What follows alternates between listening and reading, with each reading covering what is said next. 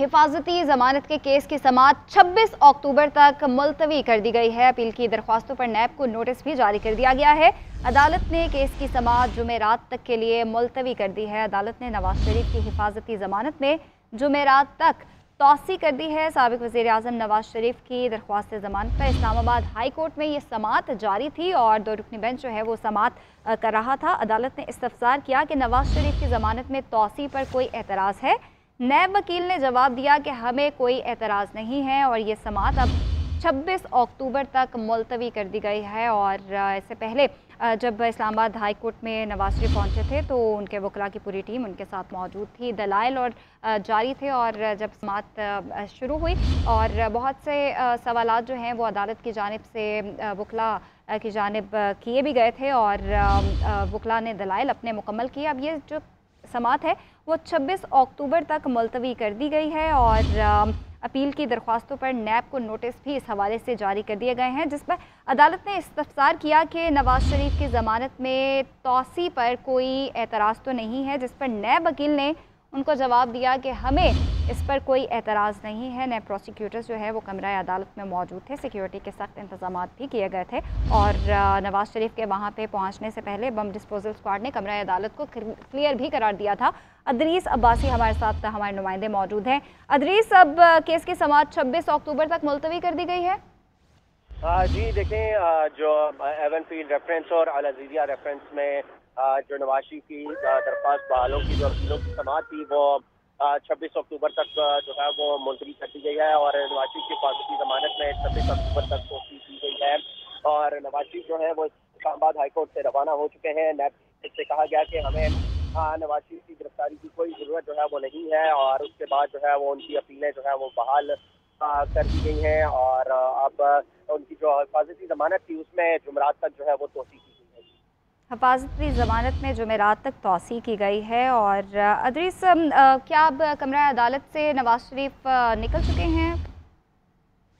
जी बिल्कुल, देखें नवाज शरीफ जो है वो इस वक्त कमरा अदालत से रवाना इस्लामाबाद हाईकोर्ट से जो है वो प्रोटोकॉल में जो है वो अपने उसके लिए रवाना हो चुके हैं और उनका काफिला जो है वो इस वक्त मिनिस्टर्स एनक्लेव की तरफ जो है वो रवाना है और वो जो है तकरीबन 4 बजे के करीब इस्लामाबाद हाई कोर्ट में पेश हुआ है और तकरीबन पौने घंटे की समाअत जो है वो इस्लामाबाद हाई कोर्ट में जारी अच्छा रही। अदरीस, जरा समाअत का अहवाल बताएगा, क्या क्या दलाइल दिए गए वकला की जानिब से और अदालत की जानिब से क्या क्या सवालात किए गए, क्या क्या इस्तफसार किया गया था?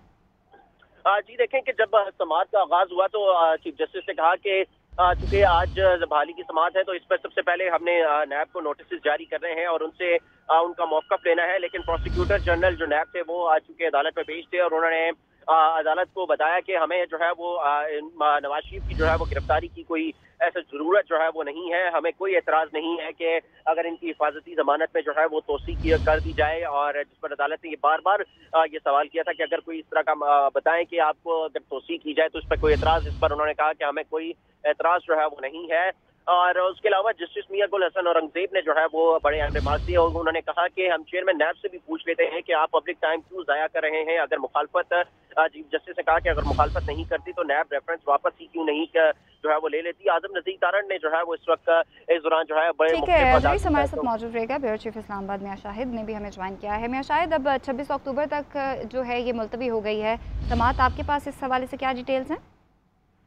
देखिए, नवाज शरीफ को जुमेरात तक की मोहलत मिल गई है। आज अदालत ने बार बार जो है नैब प्रोसिक्यूटर से पूछा है कि क्या आप नवाज शरीफ को गिरफ्तार करना चाहते हैं, तो उन्होंने इसकी माजूरी का इजहार किया और ये भी उन्होंने कहा अदालत ने कि चेयरमैन नैब से पूछ लें इस हवाले से कि वो क्या कहते हैं। तो उन्होंने नैब के प्रोसिक्यूटर ने यही कहा कि हमें फिलहाल जो गिरफ्तारी रिक्वायर्ड नहीं है, इनकी जमानत जो है वो उसमें तौसीह कर दी जाए तो हमें कोई इतराज नहीं है, क्योंकि वो सरेंडर कर चुके हैं। मामला कार्रवाई इसी तरह आगे बढ़ सकती है। अगर मुलज़िम सरेंडर कर दे तो बाद में जो नैब है वो अपना मौक़िफ़ इख्तियार करेगी, जिस पर नैब को नोटिस जारी कर दिए गए हैं और जुमेरात तक का वक्त दे दिया गया है। जुमेरात को अब नैब अपना मौक़िफ़ जो है वो पेश करेगा बाकायदा तौर पर और दलाइल दिए जाएंगे, जिसमें आजम नज़ीर तारण ने जो है वो दलाइल दिए हैं। उन्होंने कहा है कि किसी को नुकसान नहीं, जेल जाने की सूरत में नवाज शरीफ को नुकसान है। उन्होंने मुख्तलिफ अदालती हवालों का भी जिक्र किया और उन्होंने कहा कि मेरे मुल्ज़िम को जो है वो फिलहाल जो है वो जमानत में तौसीह की जाए और उसके बाद हमारी जो दरखास्तें हैं उन पर गौर करके हमारी दरखास्तों पर फैसला किया जाए, जिस पर जो है जस्टिस मियां हसन गुल ने आपने रिमार्क दिया। उन्होंने कहा कि ख्वाजा हारिस का जो ट्रांसफर की दरखास्त थी उस पर आप दलाइल दे रहे थे, वो कहाँ गए? उन्होंने कहा कि 5 साल बाद समझने की कोशिश कर रहा हूं कि ये वही नैब है जो पहले कहता था कि हम इस हवाले से लचक नहीं दिखाएंगे, और आज कह रहा है कि हमें उनकी गिरफ्तारी जो है रिक्वायर्ड नहीं है। अगर वो चाहते हैं तो नैब। शायद मैं भी आपसे अगला सवाल यही करने वाली थी कि माजी में इसी नैब ने एतराज़ात भी उठाए थे और किसी भी किस्म का रिलीफ जो है वो नहीं दिया जा रहा था, और आज वही नैब जो है वो रिलीफ पे रिलीफ भी दे रही है और उनको कोई एतराज़ भी नहीं है। देखिए, जब ये दरखास्तें दायर की गई थी, आपको याद होगा कि जब नवाज शरीफ ने 21 अक्टूबर को आने का ऐलान किया था, तो उससे पहले जो दरखास्तें दायर की गई थी, तो उस दिन भी नैब के प्रोसिक्यूटर अचानक वहां पहले से ही मौजूद थे और उन्होंने अदालत ने उनसे पूछा था, तो उन्होंने कहा था कि हमें कोई इतराज नहीं है। फिर आज नैब की दरखास्त जो अदालत है उसमें भी तोशाखाना में नैब ने कहा कि हमें गिरफ्तारी का कोई रिक्वायर्ड नहीं है, और अगर इनके जो दायमी वारंट हैं वो मनसूख कर दिए जाएं तो उनको कोई इतराज नहीं। आज यहाँ भी नैब का यही मौकफ था। तो इससे पहले नैब का जो रवैया था वो सबके सामने था। नैब उस वक्त जो है वो लचक दिखाने के मोड़ में नहीं था और ना उस पर वो अपने मौकफ पर कायम था। लेकिन अब नैब की जानिब से जो मौकफ इख्तियार किया जा रहा है उससे केस किस डायरेक्शन को चलेगा, किस सिमत को जाएगा, वाज़ेह तौर पर नजर आ रहा है। लेकिन फिर भी अदालत जो है वो कहती है कि हम आइन और कानून के मुताबिक चलेंगे, जो कानून कहता है उसके मुताबिक चलेंगे।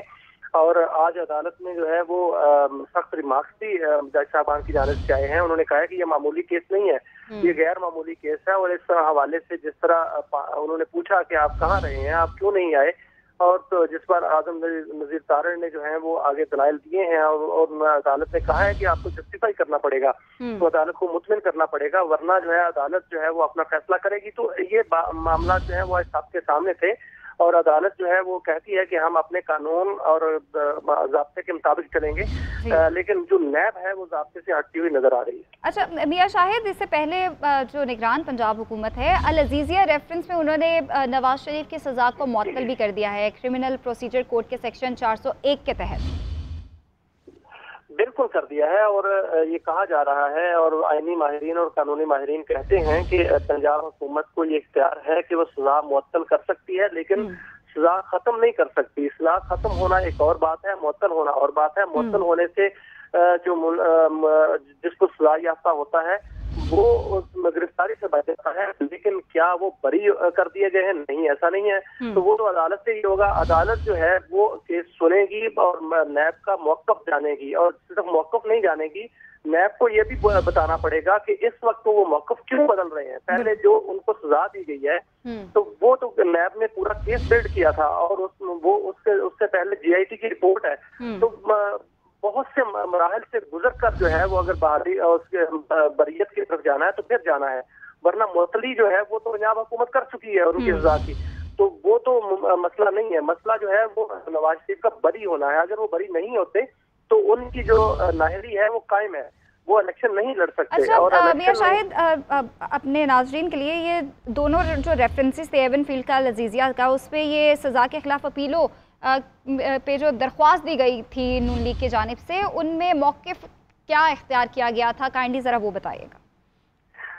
देखिए, ये अपीलें जो हैं 2 दफा दायर की गई हैं। इससे पहले जब अपीलें दायर की गई थी तो उस वक्त नवाज शरीफ मुल्क से बाहर गए हुए थे, तो उस वक्त नवाज शरीफ ना आने की वजह से ये अपीलें खारिज कर दी गई थी और उनको मफरूर करार दे दिया गया था, इश्तिहारी करार दे दिया गया था। अब दोबारा जो है वो अपीलें दायर की गई हैं कि उन अपीलों को बहाल किया जाए, क्योंकि वो टेक्निकल बुनियादों पर जो है वो खारिज की गई थी।